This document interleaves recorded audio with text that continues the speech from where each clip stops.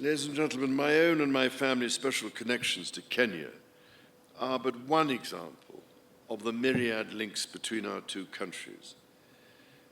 The British people hold a deep affection for Kenya and visit in their tens and even hundreds of thousands every year. By the same token, I am delighted and proud that so many Kenyans choose to live, work and study in the United Kingdom.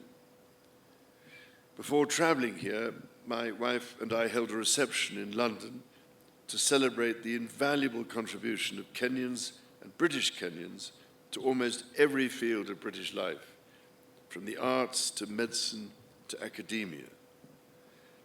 I was as touched by their affection for the United Kingdom as I was immensely grateful for what each of them brings to my country.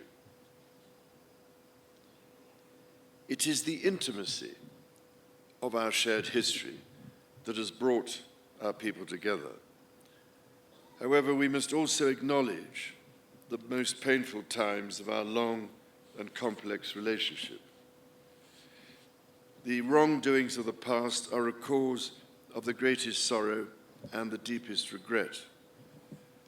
There were abhorrent and unjustifiable acts of violence committed against Kenyans as they waged, as you said at the United Nations, a painful struggle for independence and sovereignty. And for that, there can be no excuse. In coming back to Kenya, it matters greatly to me that I should deepen my own understanding of these wrongs and that I meet some of those whose lives and communities were so grievously affected. None of this can change the past, but by addressing our history with honesty and openness, we can perhaps demonstrate the strength of our friendship today. And in so doing, we can, I hope, continue to build an ever closer bond for the years ahead. As Jomo Kenyatta said, our children may learn about the heroes of the past. Our task is to make ourselves the architects of the future. Mabibi na mabwana,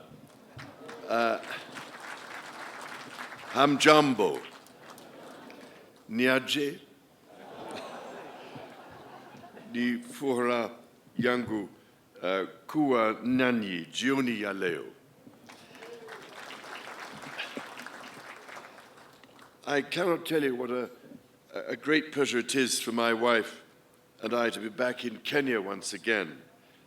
I am enormously grateful to you, Mr. President, Madam First Lady, for your most generous invitation to make this state visit. The tremendous hospitality you have shown us and the wonderfully warm welcome that you and the people of Kenya have extended to us have touched me deeply. If I may say so, it is particularly special to be able to return to this extraordinary country in the 60th year of your independence. Today, Mr. President, you and I stood by the mighty Mugumo tree, which marks the spot where almost 60 years ago the Kenyan flag was first raised. It seemed to me that the tree is thriving, strong and deeply rooted, just as this great republic and her people continue to thrive. It means a great deal to my wife and myself that in our coronation year, our first state visit to a Commonwealth country should bring us here to Kenya. We both take considerable pride in renewing the ties between the United Kingdom and Kenya, a country that has long held such special meaning for my family. Najisikia kama niko nyumbani.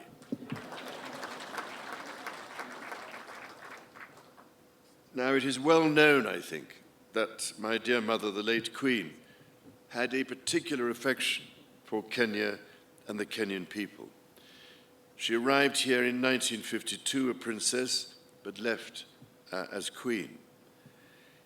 It is extremely moving to read her diary from that visit, in which she wrote that she did not want to miss a moment of Kenya's extraordinary landscapes. I really cannot thank you enough for the support Kenya gave her through that difficult time. 10 years later, my father, the late Duke of Edinburgh, attended the celebrations of Kenya's independence. To mark the occasion, Her late Majesty wrote to President Jomo Kenyatta to convey her sincere hope that with God's guidance, Kenya would prosper and that her people would have peace and contentment in full measure.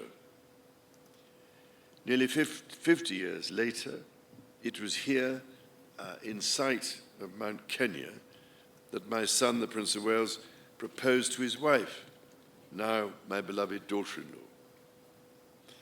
For my part, I recall, as if it were yesterday, my first visit to Kenya in 1971 with my sister, the Princess Royal. I was, it is fair to say, somewhat younger then, and I can well remember the meeting I had with President Jomo Kenyatta, a towering statesman who inspired such great admiration, affection, and respect. On subsequent visits here, I was most fortunate to be able to spend some time with Kenyan conservationists, from whose profound knowledge of their environment I learned so much.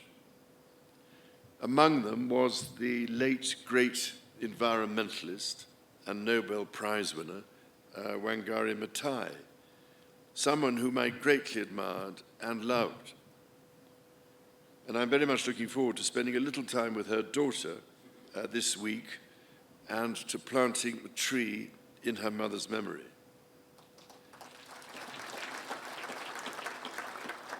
As Wangari Maathai said, when we plant trees, we plant the seeds of peace and seeds of hope.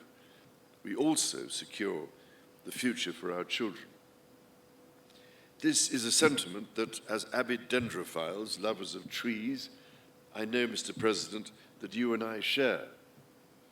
Indeed, having been planting trees for most of my life, I thought I was doing rather well, but your ambition to plant 15 billion trees makes me look rather more critically at my own efforts. Mr. President, in returning to Kenya, I have been struck by the many ways in which our country's relationship is now closer than ever. It is a modern partnership of equals facing today's challenges and looking to the many opportunities that together we can seize. Whether by using the King's Cross regeneration as a model for the Nairobi Railway City, or by learning from Kenya how the blue economy can really work for local communities.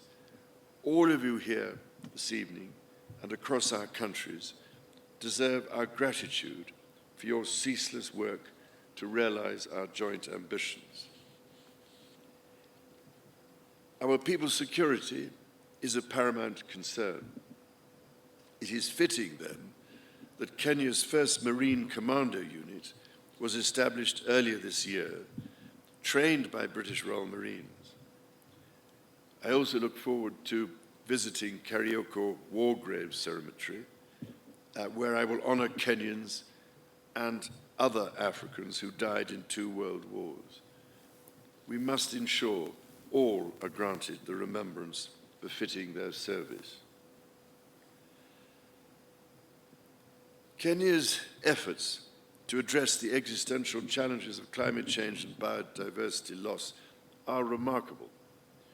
From generating over 90% of your electricity from renewable sources, to ambitious reforestation and restoration programs, to hosting the first Africa Climate Summit here in Nairobi last month, Kenya is offering extraordinary leadership. The Nairobi Declaration brings together different peoples whose cooperation will be essential to solve some of the serious environmental and ecological challenges not only facing us in the future, but facing us here and now. And it is, if I may say so, absolutely vital that your and Africa's voice continues to be heard, including at COP28 and beyond. Because, Mr. President, there is much we could all learn from Kenya's example, so that the natural world we treasure, and which ultimately is our only sustainer, can be preserved and, above all, greatly enhanced and restored for the benefit of our grandchildren and the generations that follow them. Those next generations are themselves taking remarkable strides to secure their own future. I've long believed in the extraordinary potential of our young people and left my meeting with young Kenyan entrepreneurs today inspired by their accomplishments. It gives me great pride, therefore, that the Prince's Trust, which I established very nearly 50 years ago to support young people, is now operating in Kenya, and that in 2021, Ekalali Susan from Turkana County became the first Kenyan winner of the Trust's Global Award for her entrepreneurial efforts to help lift her family out of poverty. Mr. President, ladies and gentlemen, my mother, Her late Majesty, cared deeply that Kenya chose to be a member of the Commonwealth and was always grateful that Kenya has played an essential role in this family of nations to which she devoted so much of her life. On this, my first state visit to a Commonwealth country, I wish to reaffirm my own pledge to support the Commonwealth's bold vision for action and the values upon which it rests. That 1/3 of the world's population, united by peace, justice, tolerance, and mutual respect, should commit to protecting our environment and the most vulnerable in our societies. To this endeavor, Kenya makes a profound difference. It is here in Nairobi, for instance, that Kenya hosts the only United Nations headquarters in the Commonwealth, indeed in Africa and the Southern Hemisphere. In this, as in so much else, Kenya is helping to shape our world and forge our future. The extraordinary ingenuity of the Kenyan people fuels these endeavors. Your environmentalists and your entrepreneurs, your religious leaders, artists, scholars, soldiers and athletes, your elders and your youth. And so, Mr. President, if I may, I would like to propose a toast to you and to the people of Kenya. It is upon the enduring connection between our people that our partnership rests. It is on their enterprise, imagination, and fortitude that our common hopes depend. Together we are stronger, together our future is more secure, and together, as your national anthem says, may we dwell in unity, peace, and liberty. Umoja ni nguvu.